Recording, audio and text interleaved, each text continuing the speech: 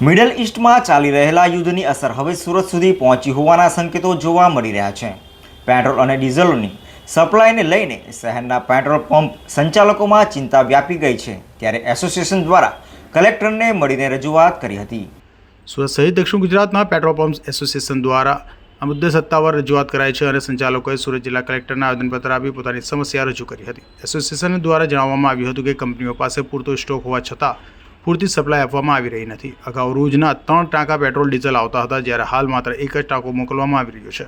એક તરફ સરકાર પૂરતો જથ્થો ઉપલબ્ધ હોવાની દાવી કરી રહી છે, ત્યારે બીજી તરફ સપ્લાયમાં ઘટાડો થતાં સંચાલકો મુશ્કેલીનો સામનો કરી રહ્યા છે। આ પરિસ્થિતિમાં તાત્કાલિક યોગ્ય પગલાં લેવામાં આવે તેવી માંગ સાથે પેટ્રોલ પંપ સંચાલકો જિલ્લા કલેક્ટરને આવેદનપત્ર આપી રજૂઆત કરી હતી।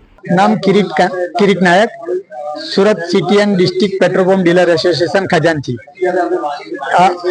છુટ્ટીના વખતે શુક્રવારે ઈદ હતી અને બેંક બંધ હતી અને શનિવારે અને રવિવારે બેંક બંધ હોવાથી અમારે પેટ્રોલિયમ કંપનીએ શનિવારે 5 વાગે ડેપો બંધ કરી દીધો અને ઘણા અમારા 30-40% ડીલરોને સપ્લાય મળ્યો નહીં। તો એ રીતે અમુક ઘણા પંપ આજે સોમવારે સવારે ડ્રાય હાલતમાં છે।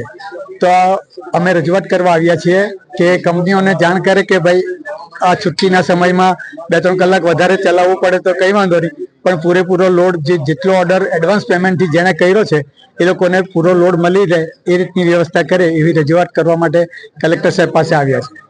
સુરતમાં પેટ્રોલ અને ડીઝલના સ્ટોકને લઈને લોકોમાં પણ તરહ તરહની ચર્ચાઓ જોવા મળી રહી છે, જોકે તંત્ર દ્વારા પૂરતો સ્ટોક હોવાનું કહેવાઈ રહ્યું છે।